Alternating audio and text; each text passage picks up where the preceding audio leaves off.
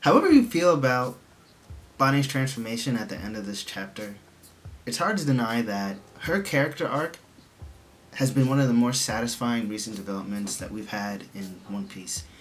Especially when you compare it to characters like Yamato or Hiyori and Wano. It just feels like the payoff that we're getting for her character is much more justified and operates at a higher magnitude in terms of its weight for the story. Essentially, when we look at Bonnie's character arc, it's a direct representation of the conflict that Vegapunk detailed about the ancient kingdom and the world governments, right? So what do I mean? When we look at Bonnie's character arc and think back to the Kuma flashback that we got only 2 years ago, was it that we learned that Bonnie's character had essentially her freedom stripped away due to the actions of the world government, right?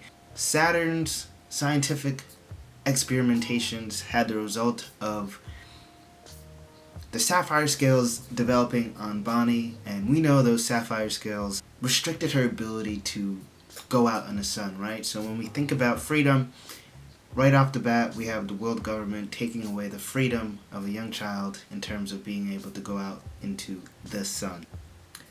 It's pretty representation, when we look at panels of Bonnie sitting on an altar used to pray to the sun god, being held inside of a church. You fast forward a little bit where finally the sapphire scales are healed, and with only the slightest bit of hope and thought of what Nika potentially could look like, she's able to utilize powers granted to her thanks to those scientific abilities that resulted in the sapphire scales as well.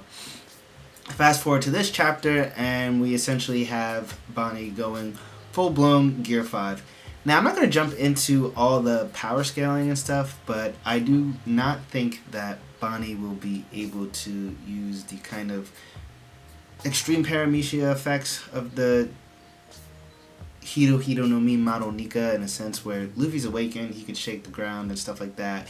Things he touched will turn to rubber. I think it's just limited to kind of the form that she takes. But I do think it's important to note that the form she takes is not so much because she thinks about Nika, but she thinks about freedom.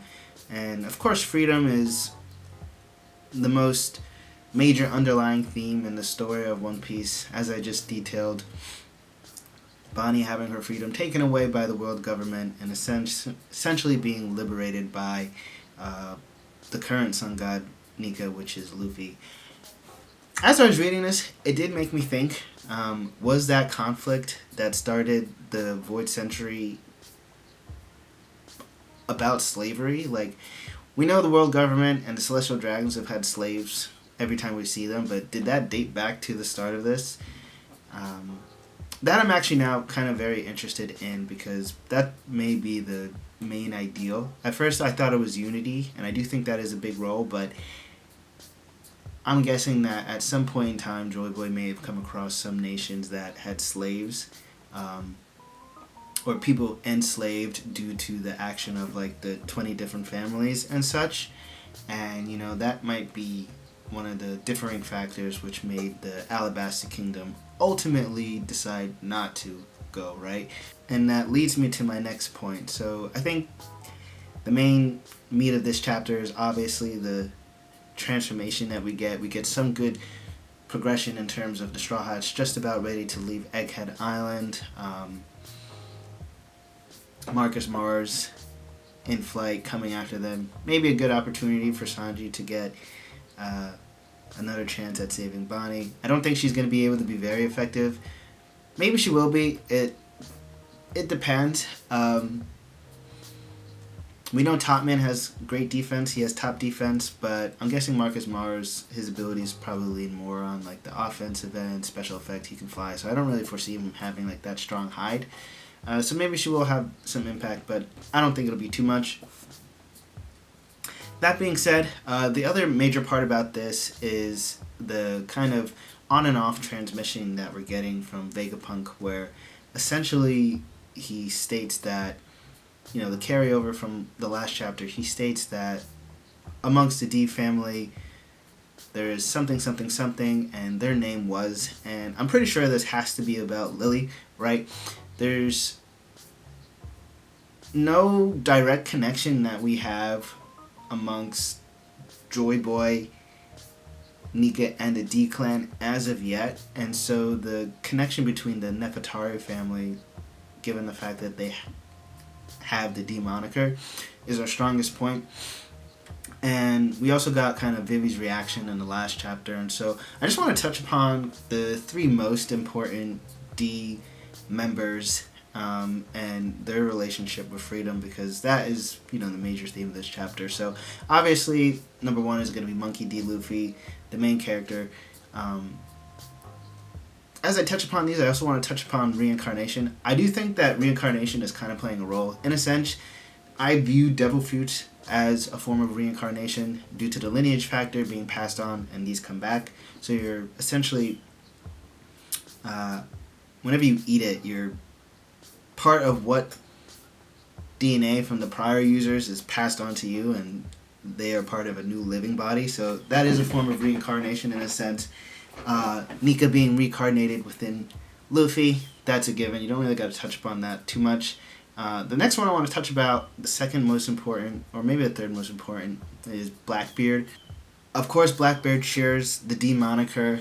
Katarina Devon had mentioned that his lineage is special, and I think for him to be a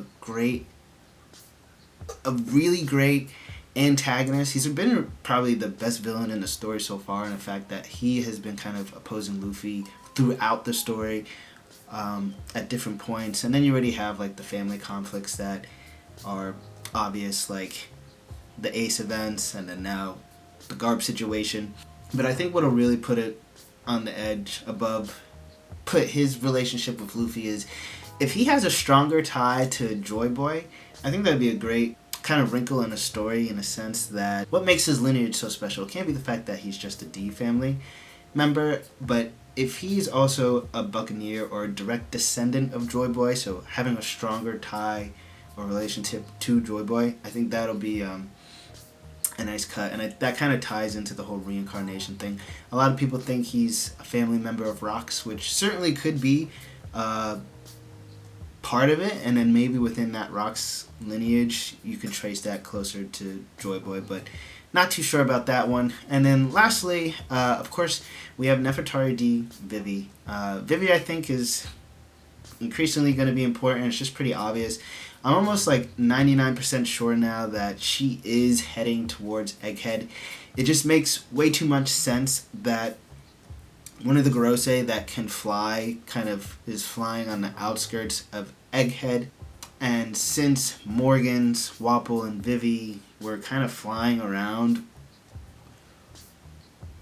them heading toward Egghead just increasingly makes more sense, right? The transmission was going, so obviously they know that, Egghead wasn't necessarily devastated yet, but it was cut off. Morgans is the news guy. Them heading there, getting intercepted by Marcus Mars, capturing Vivi, just makes a lot of sense. Vivi, in a sense, is a form of the reincarnated Lily.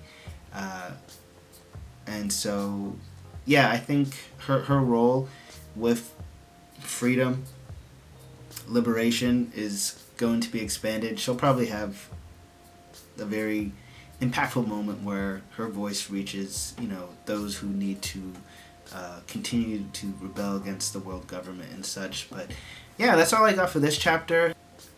Egghead pacing, I feel like, is kind of teetering between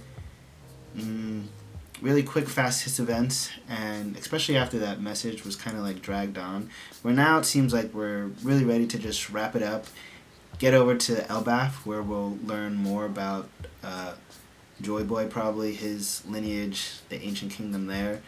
But yeah, I'm excited. I'm kind of ready to wrap up Egghead. It doesn't really seem like we have too much more to go.